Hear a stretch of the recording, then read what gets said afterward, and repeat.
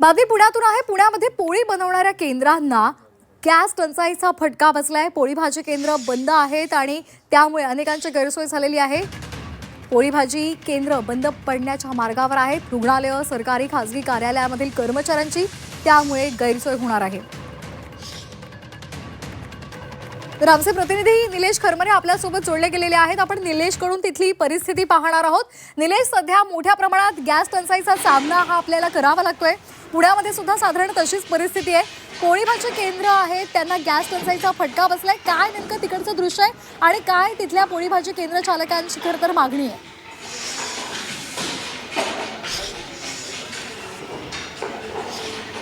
खरंच आता गंभीर परिस्थिती या ठिकाणी पुण्यामध्ये निर्माण व्हायला लागली आहे। कारण पुण्यामध्ये जवळपास पुणे परिसरामध्ये जेवढे हॉस्पिटल असतील किंवा कॉर्पोरेट लेवलचे जे कार्यालय आहेत, एवढंच नव्हे तर जे NDA सारखं जे केंद्र सरकारचं जे डिफेन्सचं युनिट आहे, तिथं जे पोळी भाजी पुरवणारं जे केंद्र आहे, त्या पोळी भाजी केंद्रावर आता उपासमारीची वेळ येते का असा प्रश्न या ठिकाणी निर्माण झालेला आहे। कारण या ठिकाणी 2 केंद्र जे आहेत, म्हणजे देशपांडे स्वयंपाकगृह जे आहेत त्यांची 2 केंद्र आहेत आणि तिथं जवळपास 25,000 ते 30,000 रोज चपात्या ज्या आहेत ते बनवल्या जातात। या ठिकाणी मी तुम्हाला दृश्य दाखवतो की या ठिकाणी सकाळपासून चपाती बनवण्याचं काम जे आहे ते सुरू आहे। मात्र काही वेळातच आता हे काम जे आहे ते थांबवलं जाईल, कारण इथला जो गॅस आहे तो आता संपलेला आहे। त्यामुळं दुपारनंतर या ठिकाणचे जे चपाती बनवण्याचं जे काम आहे, पोळी बनवण्याचं काम, ते पूर्णपणे ठप्प होणार आहे। परिणामी या ठिकाणी जे 60 ते 70 महिला जे काम करतात त्यांच्या उपासमारीची वेळ येण्याची शक्यता या ठिकाणी वर्तवली जाते। कारण आजच ऑर्डर पूर्ण होईल एवढाच त्यांच्याकडे साठा आहे,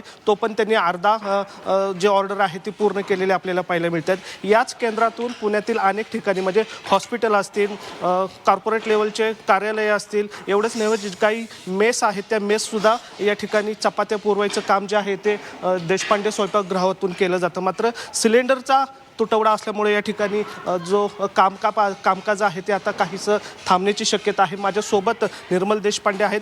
काय परिस्थिती आपल्याला पाहायला मिळते? गंभीर परिस्थिती, एक युनिट तर तुम्ही बंदच केले। आत्ताची परिस्थिती खरंच म्हणजे ह्यापूर्वी कधीही अनुभवलेली नाही, इतकी भीषण परिस्थिती आहे। रोजचा ऑर्डरचा आमचा जो लोड आहे तो लोड आणि अवेलेबल असलेला इंधन साठा आमचा, तर ह्याचा ताळमेळ बसणं शक्य नाही। आजचा दिवस पुरेल एवढाच आमच्याकडे गॅस शिल्लक आहे। आज आम्ही ऑर्डर करू शकलो आहे, पण उद्याची चिंता मात्र आम्हाला आहे। आपण कुठल्या सेक्टरमध्ये, कुठल्या क्षेत्रामध्ये प्रामुख्याने ह्या पोळ्या देतात? आम्ही हॉस्पिटल आणि IT क्षेत्रामध्ये जास्त करून काम करतो। हॉटेल्स, केटरिंग ह्याच्यात पण आमचं बऱ्यापैकी काम असतं आणि ही सगळी मंडळी आमच्यावर अवलंबून आहेत। म्हणजे काही काही ठिकाणी कंपन्यांमध्ये चायनीज आयटम पण किंवा डोसा आयटम त्यांनी बंद ठेवून भाजी पोळी किंवा राईस प्लेटवर भर दिलेला आहे। त्यामुळे आमच्यावर त्याचा लोड अजून आलेला आहे की पोळ्यांची संख्या वाढलेली आहे। पण आज नंतर उद्या आम्ही त्यांना त्यात कुठल्याही प्रकारची मदत करू शकणार नाही, याचं वाईट वाटतंय। ताई, आज किती पोळ्यांची ऑर्डर झाली? आज जवळजवळ 17 ते 18 हजाराच्या पुढे झालेले आहेत। पण आज झाले, उद्याला काय, हा विषय खूप महत्त्वाचा आहे आमच्याकरता, कारण सिलेंडर अवेलेबलच होत नाही आहेत आमच्याकडे। त्यामुळे हॉटेल्स वगैरे, IT पार्क, NDA यांना आम्ही कशा पोळ्या सप्लाय करायच्या हे खूप कठीण आहे।